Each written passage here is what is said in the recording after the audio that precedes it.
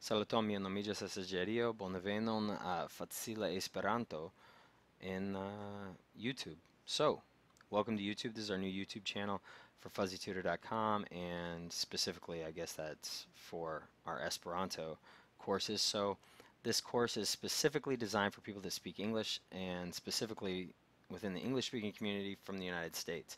That's where I'm from, so hopefully I'll have kind of an inside track on how you will want to hear something explained to you in terms of learning Esperanto. I hope. I'm going to do my best. And if I'm helpful, great. If I'm not, I apologize. But there's loads of other resources out there. I hope, though, I can kind of um, appeal to the native English speaker from the United States, and that I'll be able to kind of explain it in a way that it makes sense, and you can see Esperanto for what it really is. Okay, so the book that we're going to use is called Esperanto, and it's learning and using the international language.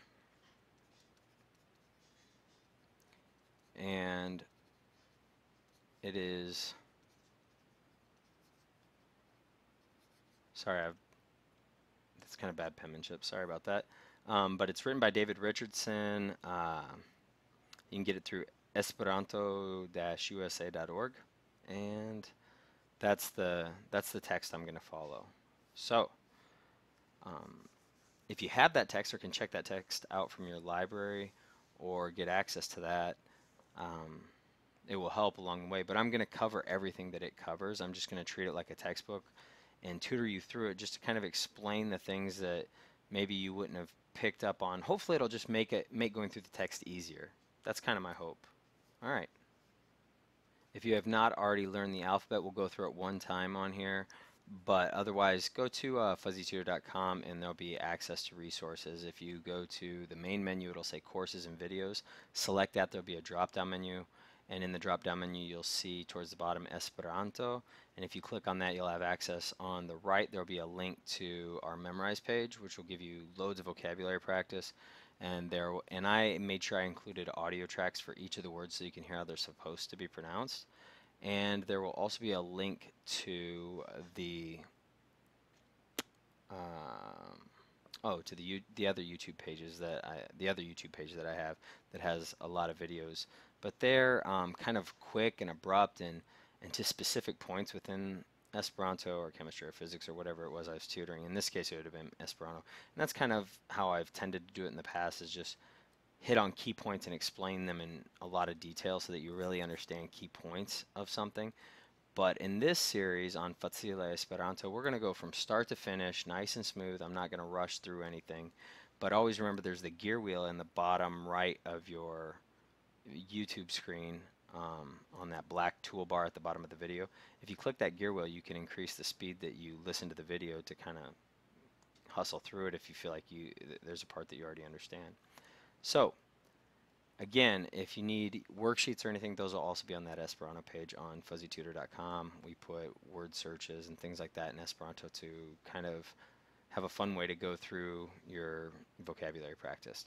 So, make sure you learn the vocab, make sure you learn the alphabet, but we'll go over the alphabet one more time real quick. So we have A, and I'm just going to do lowercase, A, Bo, Tso, Cho, Do, E, Fo, Go, Jo, Ho, Ho, I, Yo, Jo, like SH in English, like Jo, where you're going to look at this circumflexed go, and it's Jo.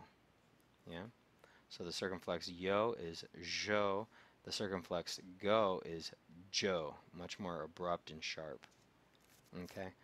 So, ho, ho, I, yo, jo, jo, ko, lo, mo, no, o, po, ro, so, sho, to, u, ow, vo, zo. Kind of forgot what I was doing there for a second. So, abo, tso, cho, do, e, fo, go, jo, ho, ho, I, yo, joko, lo, mono, o, po, ro, so, sho, to, u, ao, vo, zo. So, you can see that each of the vowels, a, e, o, u, maintain their own sound, and then each of the consonants are the sound of the consonant followed by the vowel o. So in the case of bo, the sound bo makes is b, and it's just followed by the vowel o when naming it. In English, we precede or follow a consonant by a vowel sound to name it as well, but it varies whether or not it's preceded or followed by a vowel. It also varies which vowel we use. In Esperanto, it's always followed by the vowel o, led by the consonant's natural sound. So again, one more time, a, bo, tso, cho, and you'll notice the C has a ts, like a TSO, ts. It's very sharp, kind of, using the tip of the tongue on the top of the mouth. So, a, bo, tso, cho, do, e, fo, go, jo, ho, ho, I, yo, jo, ko, lo, mo, no, o, po, ro, so, sho, to, u, ao, vo, zo. And that is not zo, it's zo. Perdonumi. So, there's our alphabet. And again, real quick, let's just underline our vowels.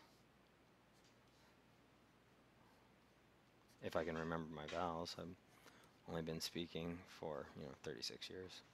So we have some circumflex letters that account for some diphthongs. There's no TH sound in Esperanto, things like that. So we're going to have a couple of combination letters, but they really don't change much. So what I mean to say is they don't really form diphthongs. Let's look at this one right here. Let's say O and Yo. This equals the oi sound, like in toy, right? But it's really oya, oya, oya, oya, oya. And you can see how we can get to oi, right? Oya. Then we have I. This equals kind of like a long I sound, but it's aya, aya. So you can see how we get to I. It's not like a true diphthong. So then we see a and yo. This equals a, a, long a. Now, here's kind of a diphthong. A or a, kai, ao, ao. Now, ao in Esperanto estas simila q in English. It's similar to q in English. Q in English is always q, u, isn't it? Okay. So the same is true here. Ao is always preceded by a, and we get the ao sound. Okay. So I think that's the closest thing to a silent letter that we have in Esperanto, where the a would be silent and you're just saying ao, but ao only works in combination with a. That's probably the trickiest thing to remember that I can think of. There are a few things that are going to be a little trickier to say in Esperanto, and what I am referring to, let me pause, let me close that. What I'm referring to is some of the combinations of letters that we may not be accustomed to. The word for boy is knabo. Kn. We don't tend to put those together. We wouldn't necessarily do that. Usually the K might be silent or something like that in English. So knabo. Another combination letter is ui. This says ui. U, kayo, estas ui. Uya, uya, uya. You see that it's just really like saying the letters very quickly. So it's not really that far of a stretch of the imagination to understand. But certainly some of the things like knabo or knaboy, which is the plural of boys.